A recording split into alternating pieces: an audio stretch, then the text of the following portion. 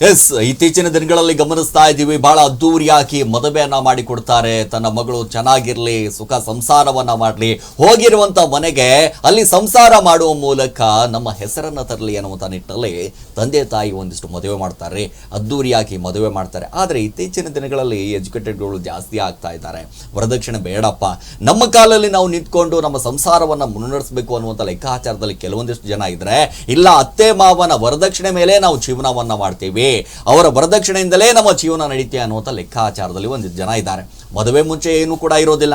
ಮದುವೆ ಆದ 1 ವರ್ಷನೋ 2 ವರ್ಷನೋ ಒಂದ್ ಕಡೆ ಕಿರುಕುಳ ಆರಂಭ ಆಗುತ್ತೆ. ಯಾವಾಗ ಇವ್ರು ಮಾಡುವಂತ ಒಂದಿಷ್ಟು ಈ ಚಟಗಳಿಗೆ ಯಾವಾಗ ದುಡ್ಡು ಖಾಲಿ ಆಗ್ಬಿಡುತ್ತಲ್ಲ, ಅವಾಗ ಹೇಗೆ ಅನಿಸ್ಬಿಡುತ್ತೆ, ಅರೆ ವರದಕ್ಷಿಣೆ ಕೊಡಬೇಕಾಗಿತ್ತು, ಸುಮ್ಮನೆ ನಿನ್ನನ್ನು ಮದುವೆ ಆಗ್ಬಿಟ್ವಿ, ಬೇರೆಯವ್ರನ್ನ ಮದುವೆ ಆಗ್ಬಿಟ್ಟಿದ್ರೆ 5 ಲಕ್ಷನೋ 10 ಲಕ್ಷ ವರದಕ್ಷಿಣೆ ಸಿಗ್ತಿತ್ತು ನನಗೆ. ಈ ರೀತಿಯಾಗಿ ಕಿರುಕುಳ ಕೊಡುವಂತ ಕೆಲಸ ರಾಜ್ಯದಲ್ಲಿ ಬಹಳಷ್ಟು ಕಡೆ ಆಗ್ತಾ ಇದೆ. ಸಾಕಷ್ಟು ಜನ ಆತ್ಮಹತ್ಯೆ ಕೂಡ ಮಾಡ್ಕೊಳ್ತಾ ಇದ್ದಾರೆ. ಈಗ ಮತ್ತೊಂದು ಘಟನೆ ರೀ, ಅದ್ದೂರಿಯಾಗಿ ಮದುವೆ ಆಗಿತ್ತು, ಕೈ ತುಂಬ ವರದಕ್ಷಿಣೆ ಕೊಟ್ಟಿದ್ರು. ಆದರೆ ವರದಕ್ಷಿಣೆ ಕಾಟಕ್ಕೆ ನೊಂದು ಪುಷ್ಪಾವತಿ ಅನ್ನುವಂಥ ಟೀಚರ್ ಅಮ್ಮ ಸಾಕಷ್ಟು ವಿದ್ಯಾರ್ಥಿಗಳಿಗೆ ಜೀವನವನ್ನ ಹೇಳಿಕೊಡುವಂಥದ್ದು, ಪಾಠವನ್ನ ಹೇಳಿಕೊಡುವಂತ ಈಗ ಪುಷ್ಪಾವತಿ ಒಂದು ಕಡೆ ಆತ್ಮಹತ್ಯೆಯನ್ನ ಮಾಡಿಕೊಂಡಿದ್ದಾರೆ. ಡ್ಯಾಮಿಗೆ ಹಾರಿ ಆತ್ಮಹತ್ಯೆಯನ್ನ ಮಾಡಿಕೊಂಡಿದ್ದಾರೆ. ಅದ್ದೂರಿ ಮದುವೆ, ಕೈ ತುಂಬಾ ವರದಕ್ಷಿಣೆ ಕಾಟ, ನೊಂದು ಬೆಂದ ಪುಷ್ಪ. ಗಂಡನಿಗೊಂದು ರೂಮ್, ಪತ್ನಿಗೊಂದು ರೂಮ್. ಮೈಥುನನ ಜೊತೆ ಮಲಗೋ ಅಂತಿದ್ಲಂತೆ ಅತ್ತೆ. ವರದಕ್ಷಿಣೆ ಭೂತ, ಡ್ಯಾಂಗೆ ಹಾರಿದ್ಲು ಸೊಸೆ. ದೊಡ್ಡಬಳ್ಳಾಪುರದ ತಪಸೀಹಳ್ಳಿಯಲ್ಲಿ ಘಟನೆ. ಅತ್ತೆ ಮಾವನ ಕಿರುಕುಳಕ್ಕೆ ಸೊಸೆ ಸುಸೈಡ್ ಮಾಡಿಕೊಂಡಿದ್ದಾರೆ. ಮದುವೆ ಆಗಿ ಕೇವಲ 11 ತಿಂಗಳು ನಿರಂತರ ಕಿರುಕುಳ ಕೊಡ್ತಾ ಇದ್ರು. ವಿಡಿಯೋ ಮಾಡಿ ಡ್ಯಾಂಗೆ ಹಾರಿದ್ದಾರೆ ಟೀಚರ್ ಅಮ್ಮ. ಅದ್ದೂರಿಯಾಗಿ ಮದುವೆ ಆಗುತ್ತೆ. ಮದುವೆ ಆದ ಬೆನ್ನಲ್ಲೇ ಏನೆಲ್ಲ ರೀ, ತಾನೇ ತನ್ನ ಸಂಸಾರ ಆಯಿತು, ಅತ್ತೆ ಮಾವನ್ನ ನೋಡ್ಕೋಬೇಕು, ತಂದೆ ತಾಯಿ ರೀತಿಯಾಗಿ ಅತ್ತೆ ಮಾವನ್ನ ನೋಡ್ಕೋಬೇಕು ಅನ್ನುವಂಥ ಒಂದಿಷ್ಟು ಈ ಸೊಸೆಯರು ಇರ್ತಾರೆ. ಆದರೆ ಕೆಲವೊಂದಿಷ್ಟು ಜನ ಸೊಸೆಯರು ಇರ್ತಾರೆ, ಬೇಡಪ್ಪ ಈ ಅತ್ತೆ ಮಾವನ ಕಾಟಕ್ಕೆ ಬೇಡ, ನಾವು ಬೇರೆ ಸಂಸಾರ ಮಾಡ್ಕೊಳ್ಳೋಣ, ಬೇರೆ ಮನೆ ಮಾಡ್ಕೊಳ್ಳೋಣ ಅನ್ನುವಂಥ ಮತ್ತೊಂದು ವರ್ಗ. ಆದರೆ ಪುಷ್ಪಾವತಿ ಹಾಗಿರ್ಲಿಲ್ಲ ರೀ, ತುಂಬಾ ಒಳ್ಳೆ ಮಹಿಳೆ, ಅದ್ದೂರಿಯಾಗಿ ಮದುವೆ ಮಾಡಿಕೊಟ್ಟಿದ್ರು ಮನೆಯವರು. ಸೊ ಗಂಡನ ಜೊತೆ ಸುಖ ಸಂಸಾರ ಮಾಡಬೇಕು ಅನ್ನೋಷ್ಟರಲ್ಲೇ ಈ ಅತ್ತೆ ಮಾವಂದರು ಏನ್ ತಲೆನೋ ಗೊತ್ತಿಲ್ಲ ರೋಶ್ನಿ. ಗಮನಿಸ್ಬೇಕಾಗಿರುವಂತದ್ದು ಏನಪ್ಪಾ ಅಂತಂದ್ರೆ, ಮಕ್ಕಳು ಮಾಡ್ಕೊಳ್ಳೋಣ ಅಂತ ಹೇಳ್ತಾರೆ. ಆ ಮಕ್ಕಳು ಮಾಡ್ಕೋಬೇಕು ಅಂತಂದಾಗ ಯಾಕೆ ಬಹಳ ಅರ್ಜೆಂಟ್ ಇದ್ರೆ ಮೈದನ್ ಜೊತೆ ಮಲ್ಗು ಅಂತಾರೆ. ಅಂದ್ರೆ ಇವ್ರು ನಾಚಿಕೆ ಮಾನ ಮರ್ಯಾದೆನೇ ಇಲ್ವಾ ಇಂಥವ್ರಿಗೆ? ಸಮಾಜದಲ್ಲಿ ಹೆಂಗ್ರಿ ಇವರು ತಲೆ ಎತ್ಕೊಂಡು ಬದುಕ್ತಾರೆ ಇವರು ಎಲ್ಲ ಬದುಕೋದಕ್ಕೆ ಲಾಯಕ ಇವರು? ನೋಡಿ, ನಿಜವಾಗ್ಲೂ ಕೂಡ ಇಂಥವ್ರು ಸಮಾಜಘಾತಕರು. ಇವರು ಸಮಾಜದಲ್ಲಿ ಬದುಕುವಂತ ಲಾಯಕೇ ಇಲ್ಲ ಇವರಿಗೆ. ನೋಡಿ, ಅದ್ದೂರಿಯಾಗಿ ಮದುವೆ, ಆ ಫೋಟೋ ಶೂಟ್ಗಳು ನೋಡಿದಂಥ ಸಂದರ್ಭದಲ್ಲಿ, ಪ್ರೀ ವೆಡ್ಡಿಂಗ್ ಶೂಟ್ಗಳು ನೋಡಿದಂಥ ಸಂದರ್ಭದಲ್ಲಿ ನೋಡಿ, ಇಂತಹ ಘಟನೆಗಳು ರಾಜ್ಯದಲ್ಲಿ ಯಾಕೆ ಮರುಕಳಿಸ್ತಾ ಇರುವಂಥದ್ದು? ನೋಡಿ, ಸಂಸಾರ ಮಾಡಬೇಕಾದವರೇ ಇದೀಗ ಈ ರೀತಿಯಾಗಿ ಒಂದಿಷ್ಟು ವರದಕ್ಷಿಣೆ ಪೀಡು ಅಂತ ಹೇಳ್ತೀವಿ. ಇನ್ನೂ ಕೂಡ ನಮ್ಮ ದೇಶದಲ್ಲಿ ವರದಕ್ಷಿಣೆ ಅನ್ನುವಂಥ ಪೀಡು ಹೋಗಿಲ್ಲ ಕಣ್ರಿ. 1 ಲಕ್ಷನೋ 2 ಲಕ್ಷನೋ ಹೆಂಗಾದ್ರೂ ಮಾಡಿ ಅತ್ತೆ ಮಾವನ ಮನೆಯಿಂದ ತರಲೇಬೇಕು, ಒಂದಿಷ್ಟು ಹೆಂಡತಿಗೆ ಟಾರ್ಚರ್ ಕೊಡುವಂಥದ್ದು. ಅಂತಂದ್ರೆ ಇಡೀ ಸಂಸಾರ ಬಿಟ್ಟು ಬಂದಿರ್ತಾಳೆ, ತಂದೆ ತಾಯಿ ಅಣ್ಣ ತಮ್ಮ ಎಲ್ಲರನ್ನ ಬಿಟ್ಬಿಟ್ಟು ಹೊಸ ಜೀವನ ಕಟ್ಕೊಳ್ಬೇಕು ಅಂತ ಗಂಡನ ಮನೆಗೆ ಬಂದಾಗ ಅವಳನ್ನು ಚೆನ್ನಾಗಿ ನೋಡ್ಕೋಬೇಕಾಗಿತ್ತು. ಯಾಕೆ ಅಷ್ಟೊಂದು ಲಾಯಕ್ ಇಲ್ವಾ? ಹೌದಪ್ಪ, ನಿಮ್ಮ ಯೋಗ್ಯತೆ ಇಲ್ವಾ? ಮದುವೆನ ಮಾಡ್ಕೋಬಾರ್ದಾಗಿತ್ತು. ಯಾಕೆ ಮಾಡ್ಕೋಬೇಕು? ಹಾಗಾದ್ರೆ ಮದುವೆ ಮಾಡ್ಕೊಂಡೇಬಾರ್ದಾಗಿದ್ರಿ. ನಿಮ್ಮ ಬದುಕಿಸುವಂತ ಬೇರೆಯವ್ರಿಗೆ ಒಂದಿಷ್ಟು ಮನಸ್ಸಿಗೆ ನೋವಾಗುವ ರೀತಿಯಾಗಿ ನೀವು ವರ್ತನೆ ಮಾಡ್ತೀರಾ ಅಂತಂದ್ರೆ ಅನ್ಫಿಟ್ ಇವರೆಲ್ಲ. ಇವರು ಸಂಸಾರ ಮಾಡೋಕೆ ಅನ್ಫಿಟ್ ಇವ್ರು ಇಂಥವ್ರೆಲ್ಲ. ನೋಡಿ, ದೊಡ್ಡಬಳ್ಳಾಪುರದ ತಪಸೇಳಿಯಲ್ಲಿ ನಡೆದಿರುವಂತಹ ಒಂದು ಘಟನೆ.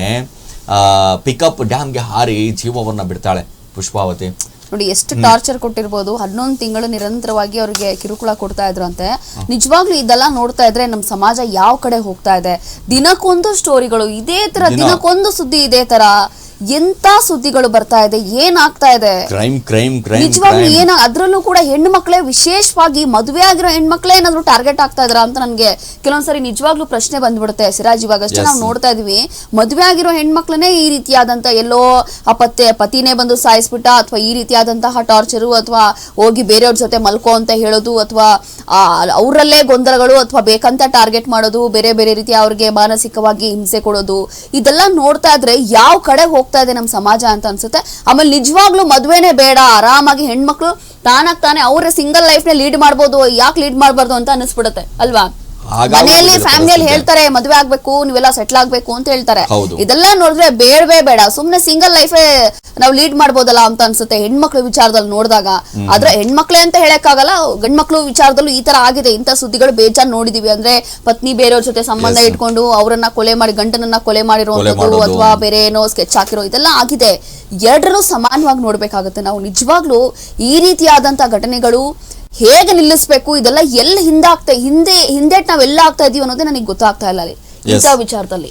ಮತ್ತೊಂದಿಷ್ಟು ಅಪ್ಡೇಟ್ ಇದೆ, ಅದು ಕೂಡ ಒಂದಿಷ್ಟು ಗಮನಿಸ್ತಾ ಹೋಗೋಣ. ನೋಡಿ, ಪತಿ ಮನೆಯವರ ಕಿರುಕುಳದಿಂದ ಒಂದ್ ಕಡೆ ಬೇಸತ್ತು ಉಪನ್ಯಾಸಕಿ ಆತ್ಮಹತ್ಯೆಯನ್ನ ಮಾಡ್ಕೊಳ್ತಾಳೆ.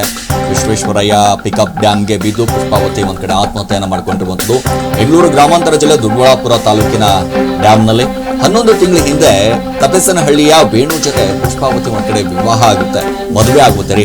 ಮದುವೆ ನಂತರ ಪತಿ ಮನೆಯಲ್ಲಿ ಪುಷ್ಪಾವತಿಗೆ ನಿರಂತರವಾಗಿ ಕಿರುಕುಳ ಕೊಡುವಂತ ಕೆಲಸವನ್ನ ಮಾಡ್ತಾರೆ. ವರದಕ್ಷಿಣೆ ನಿವೇಶನ ಕೊಡಿಸುವಂತೆ ಪುಷ್ಪಾವತಿಗೆ ನಿರಂತರವಾಗಿ ಕಿರುಕುಳ ಕೊಡುವಂತ ಕೆಲಸ ಆಗುತ್ತೆ. ನೋಡಿ, ಕಳೆದ ಶನಿವಾರ ಪತಿ ಮನೆಯಿಂದ ಕಾಲೇಜ್ಗೆ ತೆಳೆದಂತ ಪುಷ್ಪಾವತಿ ಕಾಲೇಜ್ಗೆ ತೆಳೆದು ಉಪನ್ಯಾಸಕ್ಕೆ ಪುಷ್ಪಾವತಿ ಮನೆಗೆ ಬಂದಿರಲಿಲ್ಲ. ಪುಷ್ಪಾವತಿ ಮನೆಗೆ ಬಾರದಿದ್ದರಿಂದಾಗಿ ಒಂದಿಷ್ಟು ಹುಡುಕಾಟವನ್ನು ನಡೆಸ್ತಾರೆ, ಎಲ್ಲೋ ಬಿಟ್ರು ಏನ್ ಕತೆ ಅಂತ. ನೋಡಿ, ದೊಡ್ಡಬಳ್ಳಾಪುರ ಮಹಿಳಾ ಠಾಣೆಯಲ್ಲಿ ಒಂದ್ ಕಡೆ ನಾಪತ್ತೆ ಕೇಸ್ ಕೂಡ ದಾಖಲಾಗುತ್ತೆ. ಘಾಟಿ ಪಿಕಪ್ ಡ್ಯಾಮ್ ನಲ್ಲಿ ಪುಷ್ಪಾವತಿ ಮೃತದೇಹ ಪತ್ತೆ ಆಗಿರುತ್ತೆ. ಈ ರೀತಿಯಾಗಿ ಹಿಂಸೆಗಳನ್ನ ಕೊಟ್ಟಂತ ಸಂದರ್ಭದಲ್ಲಿ, ಒಂದಿಷ್ಟು ವರದಕ್ಷಿಣೆ ಕೊಟ್ಟಂತ ಸಂದರ್ಭದಲ್ಲಿ ವರದಕ್ಷಿಣೆ ಕೊಡ್ಲೇಬೇಕು ಅನ್ನುವಂತ ಲೆಕ್ಕಾಚಾರದಲ್ಲಿ ಒಂದಿಷ್ಟು ಜನ ಇರ್ತಾರೆ. ನೋಡಿ, ಪುಷ್ಪಾವತಿ ತನ್ನದೇ ಆದಂತ ಒಂದಿಷ್ಟು ಬದುಕನ್ನ ಕಟ್ಕೊಳ್ಬೇಕು. ಹೌದಪ್ಪ, ತಾನಾಯ್ತು, ತನ್ನ ಗಡ್ಡ ಆಯ್ತು, ತನ್ನ ಸಂಸಾರ ಆಯ್ತು ಅನ್ನುವಂತ ನಿಟ್ಟಿನಲ್ಲಿ ಒಂದಿಷ್ಟು ಬದುಕುವಂತ ಕೆಲಸವನ್ನ ಮಾಡ್ತಾ ಇದ್ರು.